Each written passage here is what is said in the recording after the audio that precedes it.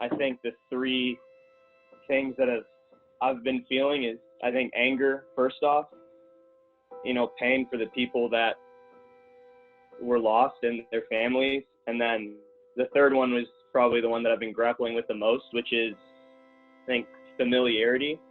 And I mean that in the sense of, like, we've seen this before. I remember my first reaction from just seeing the George Floyd video was, well, this looks so familiar. And that was just kind of scary to me. And it wasn't shocking that I felt that way. And that was the scariest part for me. And I know probably for all the other people that are experiencing that daily. 2 years ago, Brandon James put together the Beyond the Court program. And we went to Sam Houston High School, and we just connected with one high schooler each, and they were a junior. So they're, thinking about going to college and thinking about doing other things. And I really connected with one kid named Joseph, and I've been in touch with him over the past 2 years. And his career goal, or one of his goals in life, is to become a police officer. And part of my learning with him is understanding why. Like, why is that an important thing for you? Why do you want to go do that?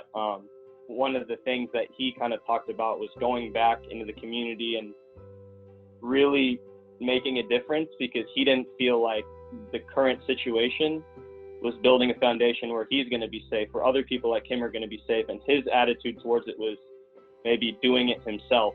Just hearing some of the resources that aren't afforded to him that other people have has been kind of the biggest learning point. Like, when they go to school, their teachers, some of them try their best, but their public school doesn't have resources. And that goes to a bigger issue of, like, districting and funding and all that kind of stuff.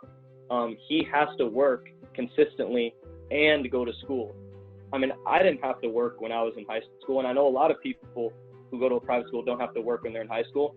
And when you put it through the lens of, man, this kid has to go to school from 7 to 4. He wants to play basketball. He wants to play sports. Then he has to work from 6 to 12.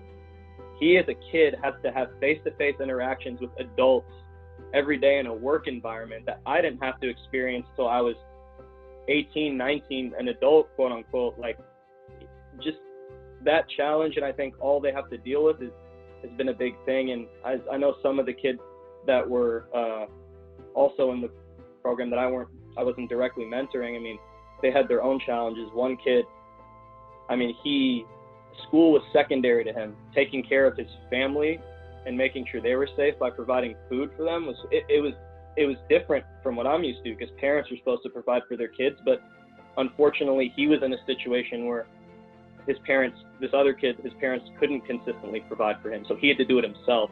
And I think there's a lot of minority communities where that's the case because of the bigger foundational issues of a lack of funding, a lack of education, a lack of resources that are given to them, not because they want to have it that way. We're supposed to be their mentors, but it's always the other way around. They end up mentoring us in areas, and, I've learned a lot from him. My name is Niraj Mulji, and I've been with the San Antonio Spurs for 6 seasons now.